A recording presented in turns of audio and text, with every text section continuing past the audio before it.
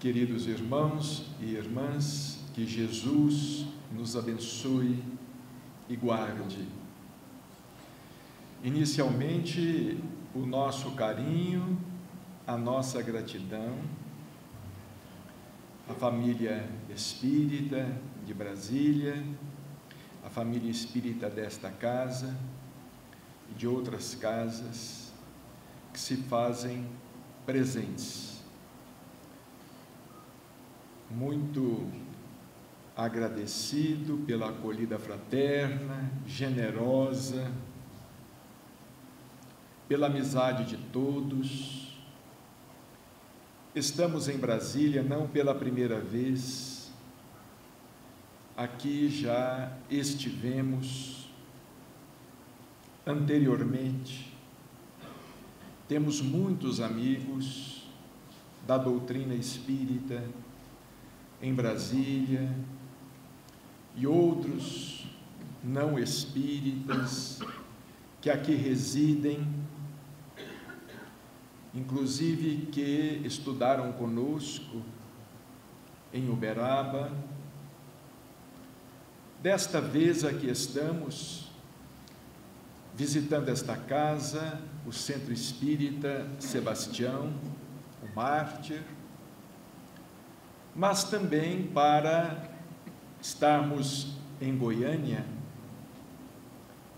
no próximo sábado e no próximo domingo, para a realização do 9º Encontro Nacional dos Amigos de Chico Xavier e sua obra Espírita Cristã, ou para o 9º Encontro Nacional dos Amigos de Jesus Cristo com Chico Xavier e sua obra Espírita Cristã.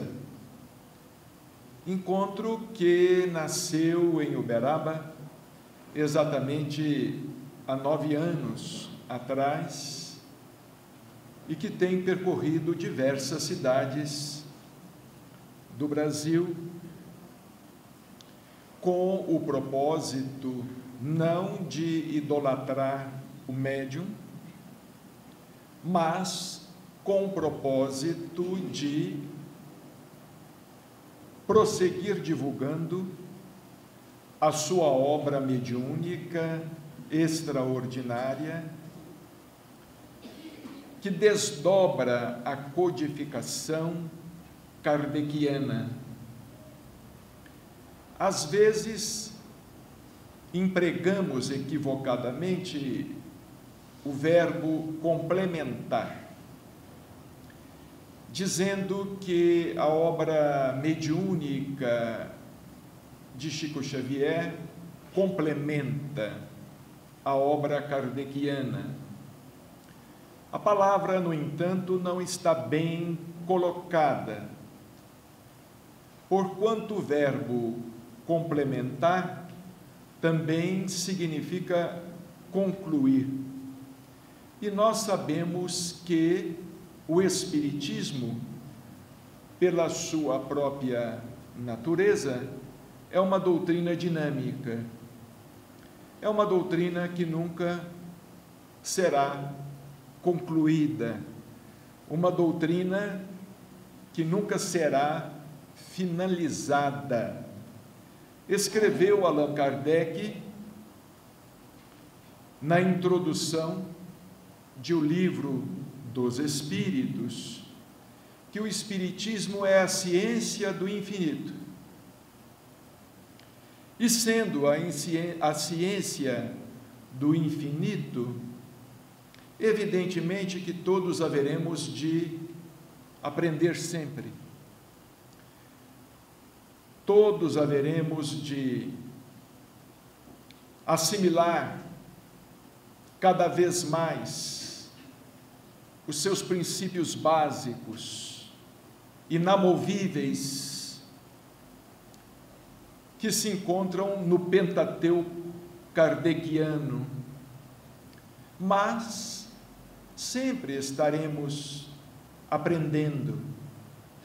Há muitas moradas na casa do Pai, ensinou-nos Jesus. Evidentemente que existem outras civilizações, outros mundos, outras terras, outras humanidades, outros espíritos, porquanto não estamos sozinhos no universo.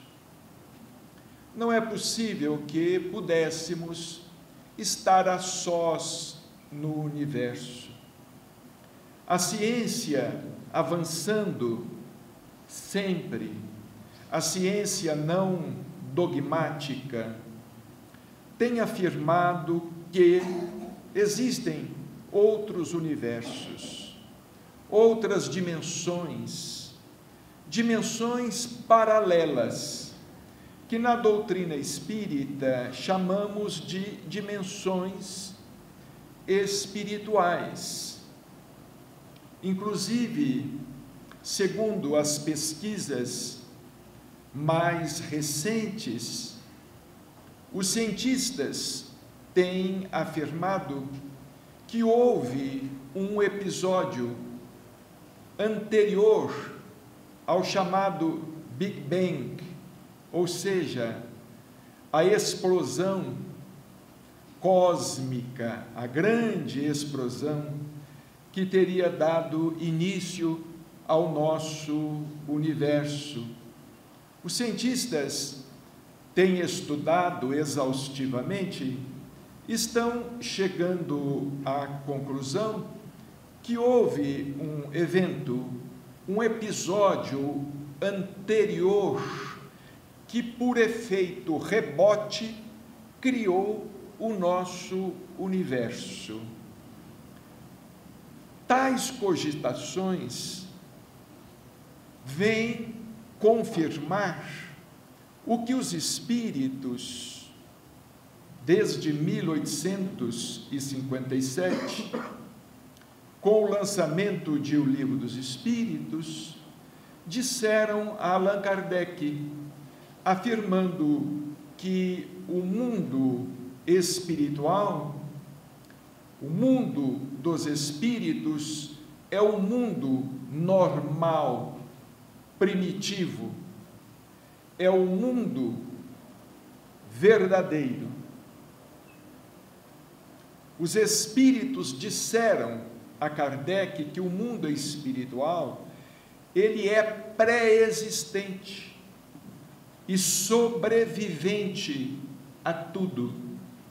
Dizendo que o mundo espiritual é pré-existente, os espíritos estão se antecipando ou se anteciparam ao que os cientistas modernos estão falando a respeito do Fiat Lux, ou dessa explosão do chamado ovo cósmico, ovo primordial, que teria dado origem ao nosso universo, ao universo que nós povoamos, que para nós é físico, é material tanto quanto o nosso corpo é material. Embora os espíritos também tenham dito a Allan Kardec, muito antes de Einstein, com a teoria da relatividade, da mecânica quântica, os espíritos tenham dito a Allan Kardec que a matéria existe em estados que desconhecemos. Existe em estados desconhecidos para nós, porquanto nós não possuímos percepções adequadas, nós não somos dotados de sensibilidade adequada. Vejamos bem, no livro Obreiros da Vida Eterna, André Luiz, através de Chico Xavier, afirma que o homem comum enxerga apenas 1/8 dos fenômenos físicos que acontecem à sua volta. Nós enxergamos apenas 1/8 dos fenômenos físicos. Os nossos sentidos não registram determinados fenômenos físicos. Os nossos sentidos físicos não registram determinados fenômenos físicos. Não escutamos certos sons, não observamos certas cores e, consequentemente, os espíritos disseram a Kardec que a matéria existe em outros estados sutilíssimos, porém, sem deixar de ser matéria. Nós vivemos neste universo, para nós material. O Dr. Inácio Ferreira, espírito amigo, que durante mais de 50 anos foi diretor médico no Sanatório Espírita de Uberaba, psiquiatra, estudioso da doutrina espírita, mas não apenas da doutrina espírita, estudioso das diversas ciências, desde quando encarnado, o Dr. Inácio Ferreira tem nos feito refletir a respeito das dimensões espirituais. E ele nos diz, por exemplo, que nós não devemos nos referir ao mundo espiritual no singular. Nós devemos nos referir ao mundo espiritual no plural. Mundos espirituais. Dimensões espirituais. Sendo que a Terra nada mais é do que uma casa planetária, do que um planeta habitado por nós, espíritos encarnados. Na atualidade, constituímos 7 bilhões e 200 milhões de habitantes. Mas os espíritos nos dizem, André Luiz e Emmanuel principalmente, que o mundo espiritual que nos envolve, o mundo espiritual que nos rodeia, é habitado aproximadamente por uma população flutuante cerca de 3 a 4 vezes maior. Ou seja, para 7 bilhões de habitantes, temos aproximadamente 25 a 30 bilhões de espíritos vivendo fora do corpo físico, mas não totalmente isentos de corpo, pois que ainda habitam um corpo semimaterial em relação ao nosso. É o denominado perispírito, ou corpo astral, ou corpo espiritual, porquanto o perispírito, o corpo espiritual, é conhecido desde a antiguidade, entre os egípcios, entre os gregos, entre os povos mais antigos. Nós vamos nos deparar com referências ao corpo espiritual.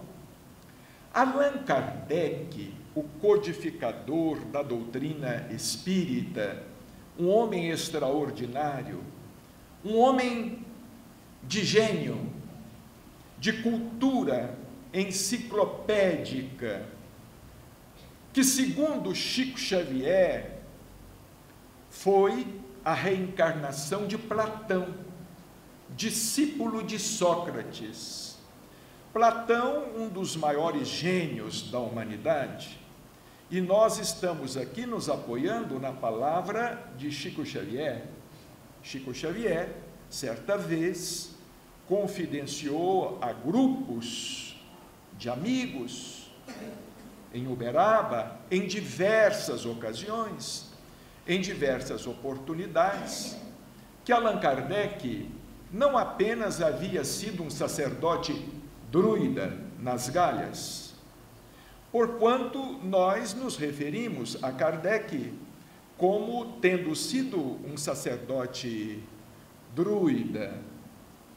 Acontece que aquela não deve, evidentemente, ter sido a última encarnação de Allan Kardec sobre o orbe, para posteriormente reencarnar na França como Hippolyte Léon Denisard Rivaio, mais tarde, Allan Kardec, codificador da doutrina espírita. Allan Kardec certamente deve ter experienciado sobre a Terra em várias ocasiões, em várias oportunidades. Sócrates e Platão viveram aproximadamente 400 anos antes de Cristo. E, curiosamente, eles exerceram uma influência muito grande sobre o pensamento de Allan Kardec. Tanto é assim que Allan Kardec os coloca na introdução de O Evangelho segundo o Espiritismo, na condição de precursores do cristianismo. Muito interessante. Allan Kardec, nas páginas iniciais de O Evangelho segundo o Espiritismo, coloca Sócrates e Platão como precursores da ideia cristã. Allan Kardec, ele foi o descobridor do mundo espiritual. Ele nos revelou o mundo espiritual. Vejamos bem, um dia, não sabemos quando, um dia Allan Kardec há de ser homenageado pela humanidade na condição de descobridor do mundo espiritual. Assim como Cristóvão Colombo descobriu a América, assim como Pedro Álvares Cabral descobriu o Brasil, Allan Kardec, com a revelação espírita, ele descortinou a existência do mundo espiritual, até então uma grande incógnita para a humanidade inteira e para todas as religiões. Porquanto, embora evidentemente espiritualistas, as mais diversas religiões sempre se referiram à vida além da morte vagamente, muito vagamente, sem maior detalhamento, sem maior informação. Vejamos em que situação haveríamos de ficar na atualidade, nesse terceiro milênio da era cristã, perante o avanço vertiginoso da ciência, não fosse a iniciativa do mundo espiritual em unir fé e razão, em unir ciência e religião.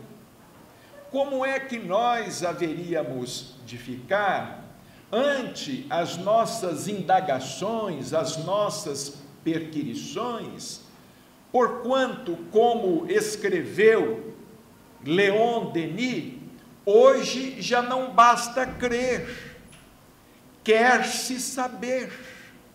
Qualquer criança nos cumula de perguntas a respeito da vida além da morte. O que existe do outro lado da vida? Como é a vida do outro lado? O que é o espírito? O que o espírito faz? Onde ele estava? Por que se encontra na terra? Qual é a razão da dor? Por que sofremos? Por que alguns parecem viver em situação de privilégio, enquanto outros vivem numa situação de penúria, tendo inclusive uma curta passagem pela terra? Por que alguns chegam a viver mais de um século em precária condição física, enquanto crianças recém-nascidas, crianças de tenra idade, partem deste mundo inexplicavelmente? Allan Kardec há de ser homenageado no futuro como sendo o descobridor do mundo espiritual. Não obstante, embora Allan Kardec tenha se referido a esse mundo espiritual, não dispondo de terminologia adequada à época, nem os próprios espíritos, embora os espíritos pudessem dispor de informações mais precisas, eles não encontravam ressonância para essas informações mais precisas na cabeça limitada dos instrumentos mediúnicos dos quais se serviram.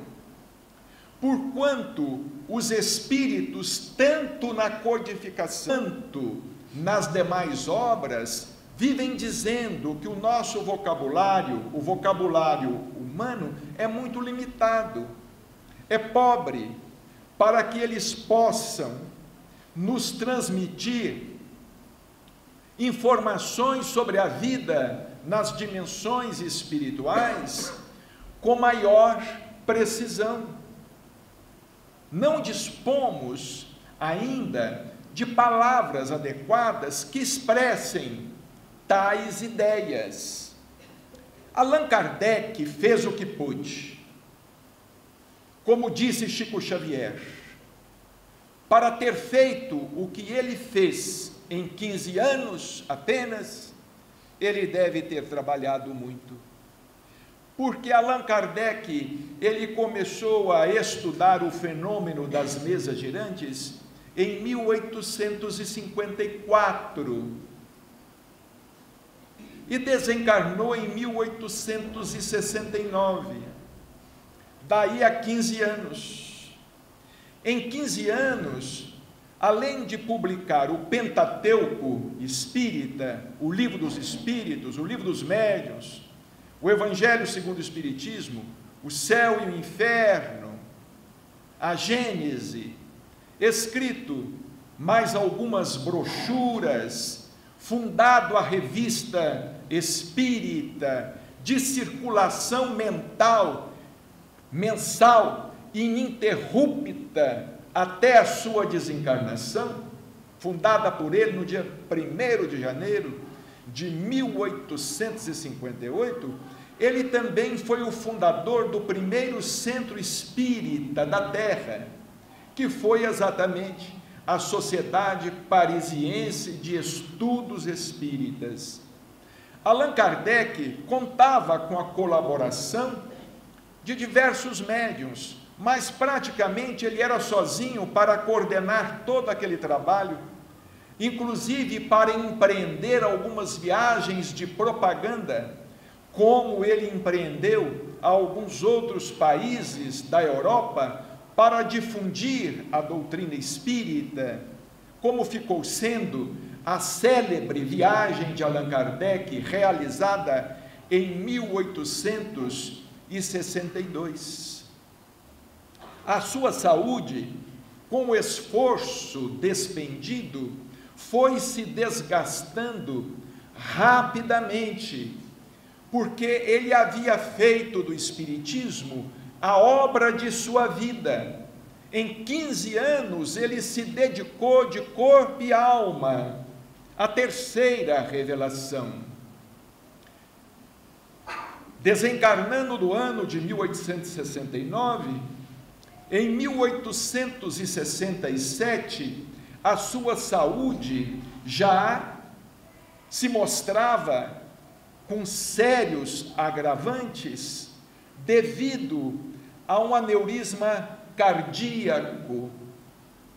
Ele já não mais conseguia trabalhar com aquela intensidade, dormindo muito pouco, como Chico Xavier, por exemplo, que dormia apenas 3 horas, no máximo 4 horas por noite, quando dormia. Então Chico nos dizia em Uberaba, em ocasiões raras, aquele homem, para ter feito o que fez em 15 anos, ele deve ter trabalhado muito. Como certa vez também ele disse a alguns amigos que perguntavam a ele acerca do paradeiro do espírito de Allan Kardec, e ele simplesmente respondeu: pode-se dizer que onde ele estiver, ele deve estar trabalhando muito, ele deve estar continuando a trabalhar muito. A obra mediúnica de Chico Xavier é a obra que desdobra a codificação. Allan Kardec nos trouxe a primeira palavra, mas não a última. É o que nós precisamos compreender. O espírito progressista de nossa doutrina, em seu tríplice aspecto, ciência, filosofia e religião. O Espiritismo não teme a verdade. O Espiritismo anseia pela verdade da ciência, porquanto a doutrina espírita é desprovida de dogmas. Nós não temos dogmas na doutrina espírita. E Allan Kardec teve grandeza suficiente para escrever que se amanhã ou depois a ciência viesse a comprovar que a doutrina estivesse equivocada em algum ponto, a doutrina se corrigiria naquele ponto e prosseguiria com a verdade, porquanto o que nos interessa no Espiritismo, que é a revivescência do cristianismo, o que nos interessa no Espiritismo, que é Jesus de novo, o que nos interessa no Espiritismo é a verdade, simplesmente a verdade.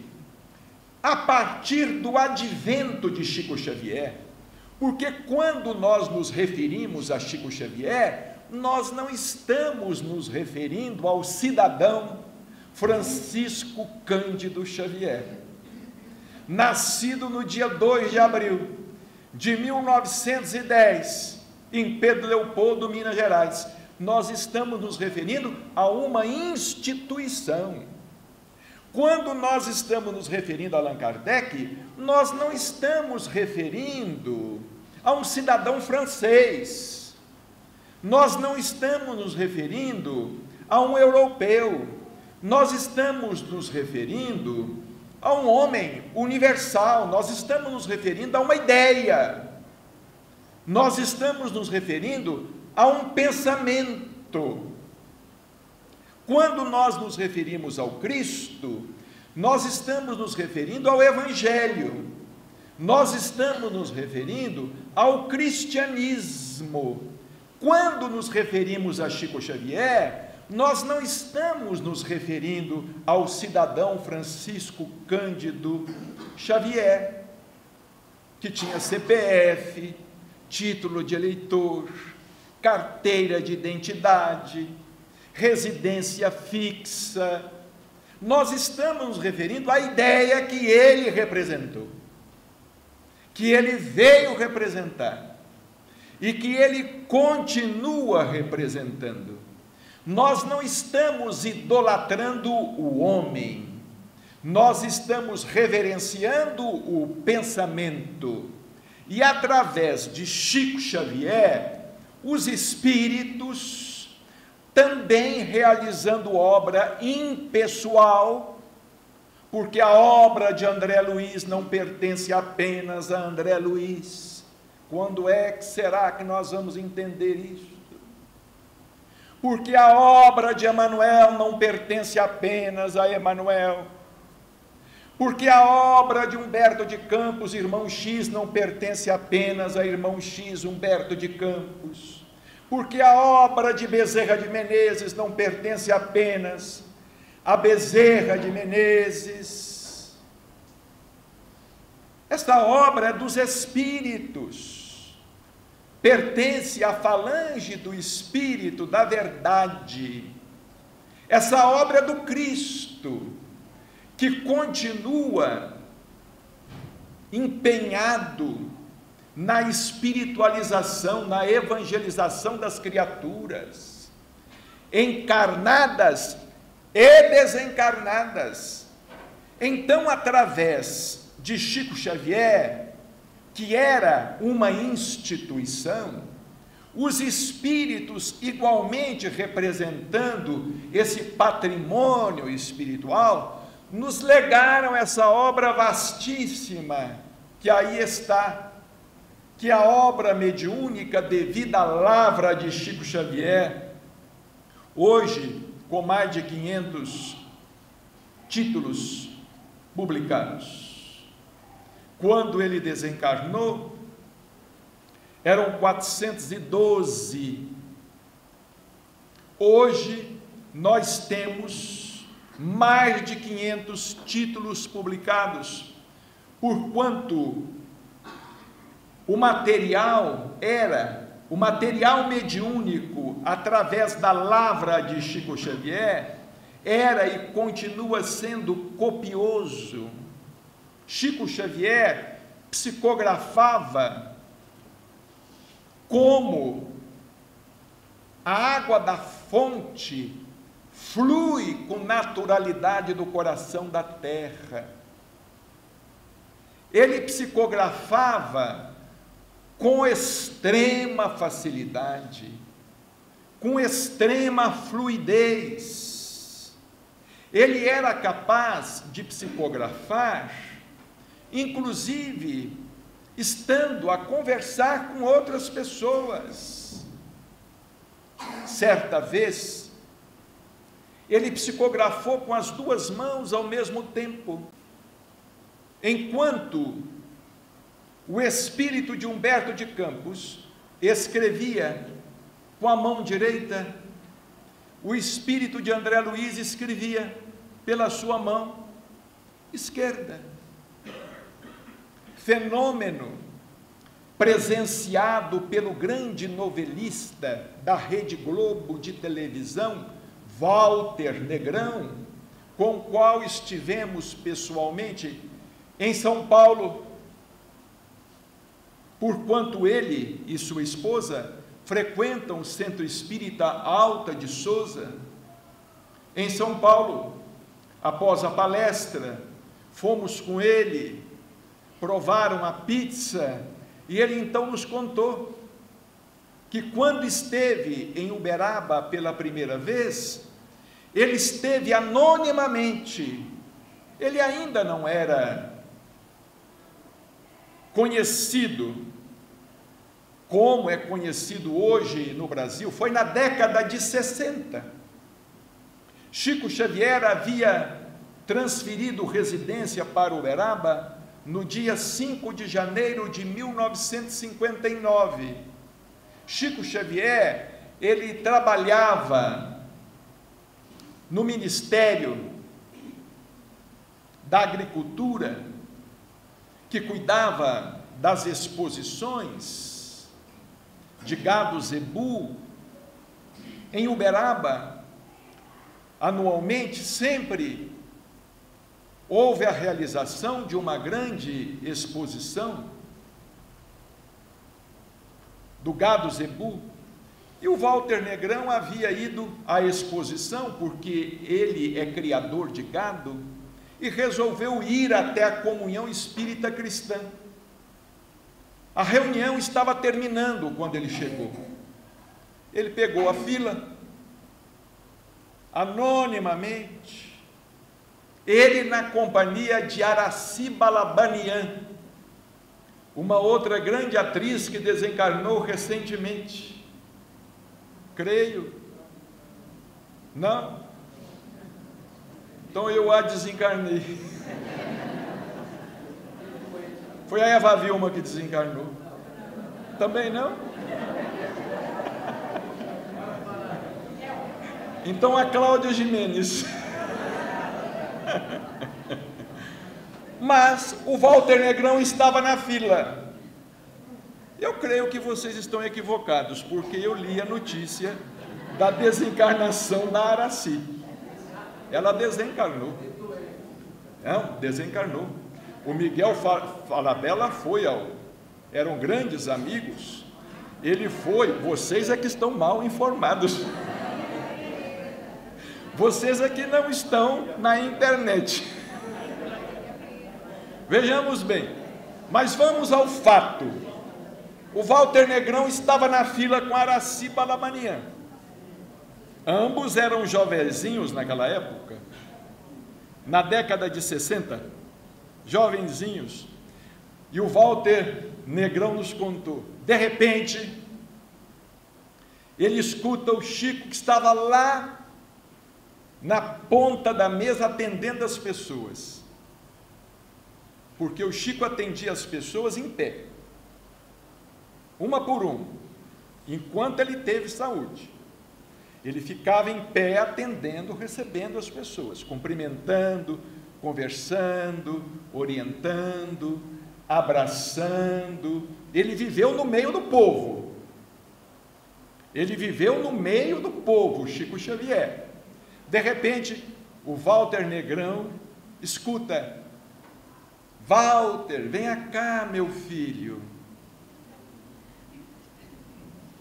Ele nunca havia estado com Chico Xavier. Ele estava ali anonimamente. Dizer que olhou para trás, para ver se era um outro Walter. E o Chico insistiu: é você mesmo, Valtinho. Venha cá. Ele disse: eu, você mesmo. Ele se aproximou com Araci Balabanian, e o Chico disse: gente, disse aos amigos que ali estavam, esse é o grande autor, ele também escreve. É o nosso Walter Negrão, autor de telenovelas, de grande talento, e fez aquela festa. É uma pena, não é, meu filho, que você tenha chegado, a reunião já terminou, porque você queria ver como é que se dá o fenômeno da psicografia. O Chico disse a ele: você queria saber como é que ocorre o fenômeno da psicografia, mas você espera um pouco. Emmanuel está aqui E assim que as pessoas se retirarem, nós vamos entrar ali naquela salinha. As pessoas foram se retirando. O Walter contou que ele entrou com o Chico, mas Araci, e foi ele que segurou as folhas para o Chico psicografar. Ele entrou com Araci e mais 2 companheiros ali da Comunhão Espírita Cristã. Ele conta que havia papel chamex à frente. Os papéis de psicografia à frente, papel chamex, um maço e vários lápis. O Chico disse assim: o nosso Emmanuel está autorizando. Vamos fazer uma rápida oração e vamos nos concentrar. Quem sabe nós possamos obter alguma coisa. E eles fizeram uma rápida oração. Chico caiu em transe e o Walter contou que ele pegou com as mãos e separou as folhas, o papel chamex.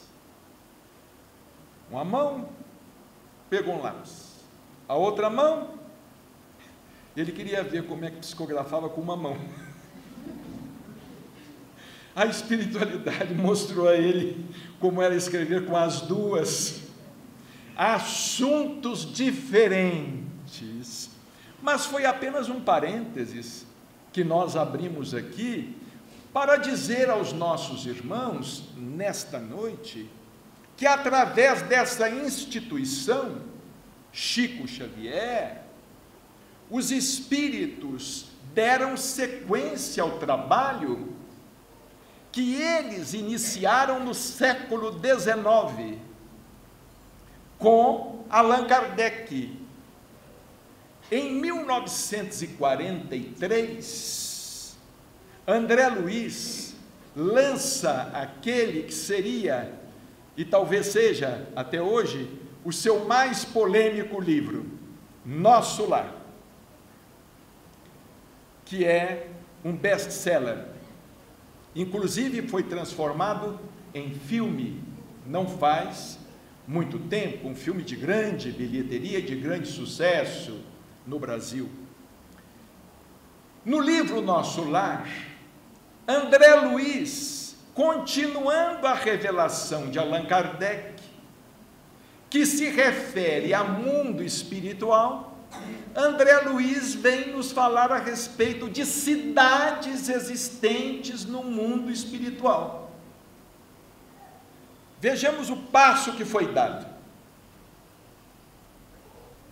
Em 1857, o Livro dos Espíritos. 43 anos para terminar o milênio, para terminar o século. Recentemente, nós sabemos por informação segura que André Luiz foi o Dr. Carlos Chagas, e ele nos trouxe a revelação da existência de cidades no mundo espiritual, Nosso Lar, que até hoje é motivo de discussão, lançada em 1943. Vejamos bem, há 73 anos. Vai fazer agora em outubro. O prefácio é de 3 de outubro de 1943.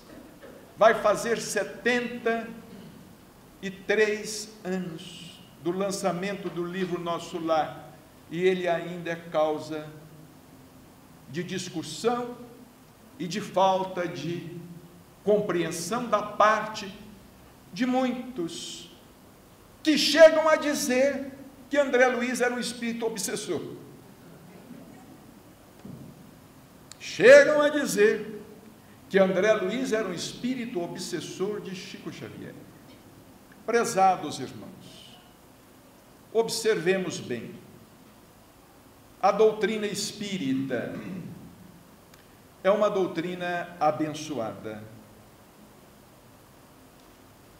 O Espiritismo é a revivescência do Evangelho. O Espiritismo nos traz informações.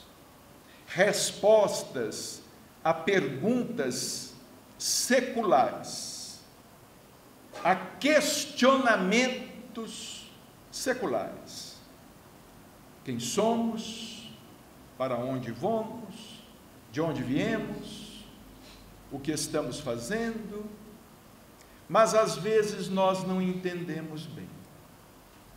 O Espiritismo nos conscientiza de que nós somos espíritos criados simples e ignorantes, e que estamos caminhando rumo à perfeição. Criados simples e ignorantes, porém perfectíveis. Jesus é o nosso guia e o nosso modelo.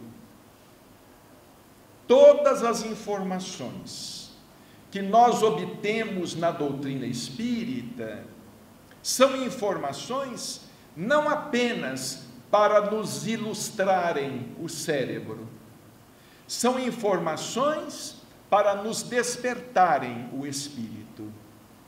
Escreveu Emmanuel que espiritismo é processo libertador de consciências, para que a visão do homem alcance horizontes mais altos. Está lá no livro Roteiro, uma excelente obra de Emmanuel, que todos devem ler. Espiritismo é processo libertador de consciências, para que a visão do homem alcance horizontes mais altos. Quer dizer, o Espiritismo é processo. Ele está processando a nossa libertação de consciências. Ele ainda não nos libertou completamente, porque nós ainda não estamos preparados para saber o que fazer com a nossa própria liberdade. Nós não teríamos, como não temos, cabeça para saber tudo o que desejamos. Disse-nos Jesus: conhecereis a verdade, e a verdade vos libertará. E a verdade vos libertará. Vejamos o verbo, em que tempo está. Creio que no pretérito mais que perfeito, não é? Conhecereis a verdade, e a verdade vos libertará. E nós estamos conhecendo a verdade gradativamente. Mas o grande desafio que nós encontramos no Espiritismo não é o conhecimento da verdade. O grande desafio que nós encontramos no Espiritismo é traduzir o conhecimento da verdade em ações no dia a dia. Esse que é o nosso problema. O nosso problema continua sendo velho. Falta de perdão, falta de amor, falta de solidariedade, falta de fraternidade, falta de compreensão, falta de tolerância, falta de união, falta de fé, falta de humildade. E o espírita, principalmente o espírita, embora nós não possamos generalizar, como nos diz o nosso caro doutor Inácio Ferreira, o espírita parece ter se esquecido do que é humildade. Nós às vezes, na doutrina espírita, imitamos os